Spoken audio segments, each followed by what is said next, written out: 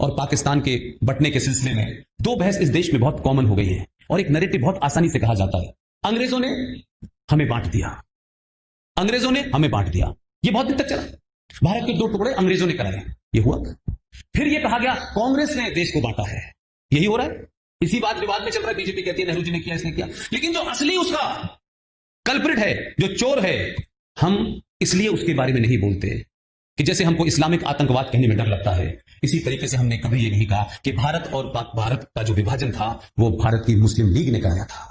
और भारत का विभाजन की इंप्लीमेंटेशन जरूर हुआ हो 15 अगस्त 1947 को, लेकिन 1940 में 23 मार्च 1940 को लाहौर के अधिवेशन के अंदर एक रेजोल्यूशन पास हुआ, मुस्लिम लीग का अधिवेशन था, और उसमें कहा गया कि पाकिस्तान बनेगा। तो 1940 में पाकिस्तान बनने की नींव रखी गई थी भाई। फिर अंग्रेज कहां से आ गया? अंग्रेज तो मुस्लिम लीग में था नहीं। लेकिन इस विवाद में कि भारत अंग्रेजों ने बांटा, कांग्रेस ने बांटा, मुस्लिम लीग ने जो असली कल्प्रिट थी उसको हम छोड़ देते हैं, और वो कितने खुश हैं कि ये मूर्ख आपस में लड़ रहे हैं। उसका क्या अंदाजा नहीं है कि 40 में जब ये अनाउंस हो गया तो बहुत सारे सियालकोट तक वो ट्रेन आती थी, जम्मू से चल के, कोई और दूसरा रास्ता नहीं था। तो बहुत सारे समझदार लोगों को लगा, एक महिला पीछे खड़ी हुई है, इतने युवा लोग हैं दुर्ग में, कोई सीट दे दे और आपको सीट ना मिले तो यहां पे आके बैठ जाए, कोई मसला नहीं है, बैठने से मतलब है ना। प्लीज, कोई महिला अगर इस हॉल में खड़ी तो ये बड़े उसकी बात है, इतने सारे युवा लोग हैं। तो आप देखिए कि जब वहां डिस्टर्बेंस होने लगा 1944 तक, इस बात को थोड़ी देर के लिए सोचिएगा कभी। ये बात अलग है कि वो मामला समाप्त हो गया, लेकिन हम उस मानसिकता से बाहर नहीं आए। तो जिनको आना था वो आ गए, जिनको लगा कि पाकिस्तान बनना तो है, आज बने या कल बने, रेजोल्यूशन तो हमने ऑफिशियली पास कर ही दिया है, उस पर हम इंप्लीमेंटेशन भी करेंगे।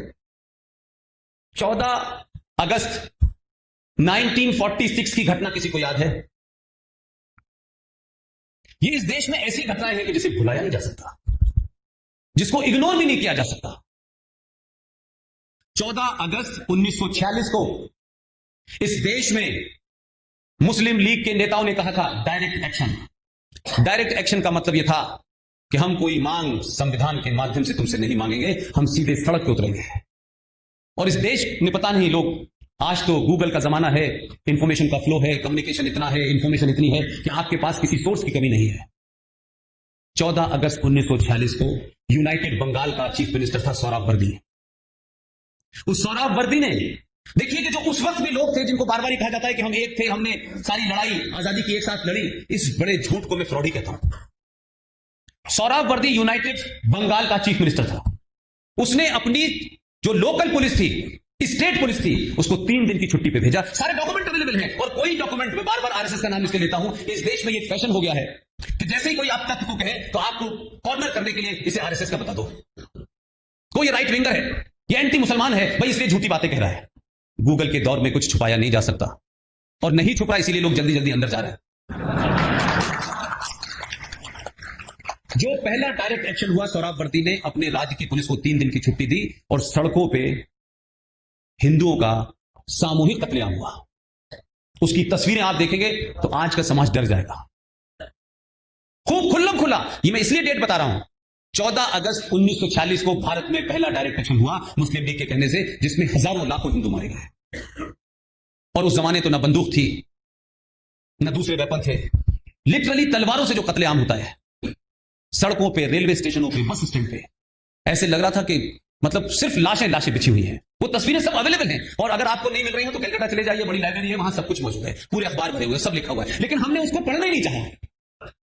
मात्र 1 साल के अंदर 14 अगस्त 1946 में यह घटना घटती है, और 14 अगस्त 1947 को पाकिस्तान बन जाता है। हम किस गलतफहमी के शिकार हैं? बंगाल 2 हिस्सों में टूट जाता है, लेकिन हमने उस तमाम सारी चीजों को लोगों को नहीं बताया। इसी तरीके से पंजाब के अंदर और जो कश्मीर का पूरा बॉर्डर है, वहां से लोग आना शुरू हो गए थे कि अब हालात खराब होने वाले हैं। तो जो समझदार मुसलमान थे वो आ गए, लेकिन जैसी हमारी आदत है, आज भी है, कि जब तक कैराना और मेरठ, मालदा, रामपुर, अलीगढ़ ना हो, तब तक हम अपने घर से दरवाजे से उठ के बाहर नहीं निकलते। जब तक संकट दरवाजे पे आकर के आपको नॉक ना करना शुरू करते, जब इतनी देर हो जाती है, तब आप कहते हैं अच्छा अब तो ये हमारे घर आ गए, अब क्या करें? तो या तो आप कंप्रोमाइज कर लेते हैं, मकान बेच के चले जाते हैं, यही हो रहा है। लिहाजा 1944 से 1947 तक, 48 तक पाकिस्तान के साइड वाले कश्मीर में और पंजाब के बॉर्डर से 5600 परिवार आए थे।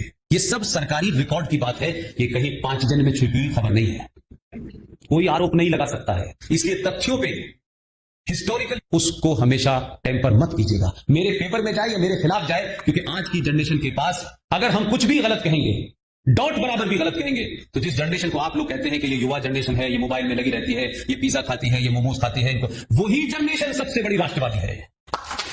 उसके अंदर के राष्ट्रवाद को समझने की कोशिश कीजिए। अगर कुछ लोग ये समझते हैं कि राष्ट्रवाद का नाम है कि जोर से भारत माता की जय कह जाने से राष्ट्र मजबूत होगा, नहीं होगा। वो चुपके से 35 हटाने की मुहिम से होगा, वो चिल्लाने से नहीं होगा। तथ्यों पे बात कीजिए, जमीनी सच्चाई को समझ के आगे बढ़िए, चिल्लाने से कुछ नहीं होना। तो हुआ क्या कि आपने 44 के बाद जो 5600 परिवार आए थे, यानी उस वक्त के नेता जो अपने आप को कहते हैं अरे क्या बड़े लीडर थे भाई, क्या कद्दावर लीडर थे, लेकिन उन लीडरों की बदकारी हमने नहीं सुनी कि वो जो 5600 परिवार आए थे उसमें डोगरा थे, उसमें सिख थे, उसमें गुप्ता जी भी थे, उसमें हिंदू भी थे, उसमें बौद्ध भी थे। खालिस वो 5600 परिवार शुद्ध रूप से हिंदू था, उसमें से एक भी मुसलमान नहीं था। 5600 परिवार, उनके कट डेट आज आप कहते हैं। आप उस वक्त के उस दौर में जब भारत में अफरा तफरी का माहौल था, तब भी लोगों की निगाहें उस गिद्ध और चील जैसी लगी हुई थी कि हमारा कौन है और पराया कौन है, ये हिंदू है, ये मुसलमान है। और उस वक्त हमारी पूरी राष्ट्रीय लीडरशिप भाई भाई हिंदू मुस्लिम के नारे लगा लगा करके सिर्फ एक तरफा इस देश में सेकुलरिज्म को मजबूत कर रही थी। वो 44 में आए हुए लोग जो कश्मीर में आकर के कश्मीर के बॉर्डर पर रहने लगे, आपने इसलिए 44 की डेट रखी कि वो जो आर्टिकल 35 था उसमें ये पहला प्रोविजन था कि राज्य की सरकार को इस बात की इजाजत मिलती है इस आर्टिकल से कि वो तय करेगी कि जम्मू कश्मीर में किसको नागरिकता दी जाए, किसको न दी जाए। तो वो जो 5600 परिवार थे वो 47-48 तक बेचारे आ चुके थे, उनको कैसे इस परिधि से बाहर रखा जाए। तो उन्होंने कहा कि इसके इंप्लीमेंटेशन की डेट जो आपने 14 मई 1954 को भारत के संविधान में शामिल किए, हम इसको 44 से लागू करेंगे ताकि 44 के बाहर वालों को हम बाहर कर दें। दुनिया का सबसे बड़ा लोकतंत्र, इस लोकतंत्र के नाम पे छोटी छोटी बात पे लोग डेमोक्रेसी पे सवाल करते हैं। अब तो डेमोक्रेसी के नाम पे इस देश के तोड़ने वाले जो हैं अल्लाह का नाम लेके कहते हैं कि इंशाल्लाह इंशाल्लाह हम तोड़ेंगे। ये ऐसी इस देश में आजादी है। उन लोगों ने आज तक हर भारत के उस आदमी को शर्मसार होना चाहिए था और होना चाहिए, इसमें कोई शर्म की बात नहीं है। मैं भी शर्मसार था, मुझे भी गुस्सा था। ये भारत का लोकतंत्र इतना जबरदस्त लोकतंत्र है कि आप हर बार चुनाव होते हैं कोई ना कोई कहानी ऐसी सुनते हैं कि फला पहाड़ी पर, सुदूर पहाड़ी पर 2 वोटर रहते हैं, उनका वोट डलवाने के लिए भारत का इलेक्शन कमीशन 8 लोगों को वसीले के ऊपर भेजता है। इतना मजबूत लोकतंत्र है हमारे यहां। हमें लोकतंत्र में मतों की इतनी चिंता है, यह है कि नहीं है, मैं गलत कह रहा हूं? ऐसी खबरें आप पढ़ते नहीं पढ़ते? एक वोटर था फलाने गांव में और हम उसको बड़ा ग्लोरीफाई करते हैं, करना चाहिए क्योंकि हम लोकतंत्र में विश्वास रखते हैं। लेकिन क्या विश्वास है आपका कि जो 5600 परिवार आए थे उनकी गलती क्या थी कि वो पाकिस्तान में सुरक्षित नहीं थे? उनको जो रास्ता मिला वो उस रास्ते से जम्मू आ गए। उनकी गिनती 7.5 लाख हो गई और 70 साल में इस प्रावधान ने उनको भारत के मत अधिकार से वंचित कर रखा था। वो जम्मू कश्मीर के नागरिक नहीं थे, वोट नहीं दे सकते थे। 70 साल तक लोकतंत्र के किसी पहरी को चिंता नहीं हुई। जो लोग जहाज में जा रहे हैं, आप ये चेक करने के इंटरनेट चल रहा है कि नहीं चल रहा है, वो कभी नहीं गए पूछने कि इन 70 सालों में इन 7.5 लाख लोगों का क्या कसूर है, क्योंकि इनको लगता था कि ये इस तरफ आके सुरक्षित रहेंगे तो वो इधर आ गए। लेकिन उनकी सुरक्षा देखिए कि आपने प्रावधान ऐसे हम लोगों के हाथों में दे दिया कि उन्होंने नागरिकता से वंचित कर दिया उनको। और वो नागरिक नहीं है तो जम्मू कश्मीर में नौकरी कर सकते हैं, न जमीन खरीद सकते हैं, न जम्मू कश्मीर की किसी स्कीम का फायदा ले सकते हैं, न राज का चुनाव लड़ सकते हैं, न वोट दे सकते हैं। वो 70 साल से थे, लेकिन देश दुनिया का सबसे बड़ा लोकतंत्र है, इसका गर्व मचा रहा था। ये शर्म की बात है कि नहीं है? ये समाज को उठानी चाहिए थी कि नहीं उठानी चाहिए थी? इसी तरीके से एक घटना का रेफरेंस देकर मैं अपनी बात आगे कहना चाहता हूं। ये मैं इसलिए बता रहा हूं कि हमारी चुप्पी ने बोनो और लुटेरों को हम पे राज करने की इजाजत दी थी। जिस मिट्टी में, जिस सभ्यता में सबको साथ लेने की परंपरा थी, जिस परंपरा और आदर्शों की वजह से आप 700 साल तक गुलाम रहे, आपने किसी को नहीं रोका कि हम तुम्हारे खिलाफ हैं, तुम्हारा मत यह है, तुम अपने मत को मानो, लेकिन हमसे हमारे मत के बारे में मत कहना। लेकिन आपने अपनी उस प्रवृत्ति के चलते कि हम आदर्श हैं, तो आपने दुनिया को भी आदर्श समझा और उन्हीं बोनों ने आपको गुलाम बना लिया। और आज वो चले गए, लेकिन जगह जगह कुंडी लगा करके चाबी यहां के मुसलमानों को दी है। बाबरी मस्जिद तुम्हारी है, कुतुब मीनार तुम्हारी है, ताजमहल तुम्हारा है।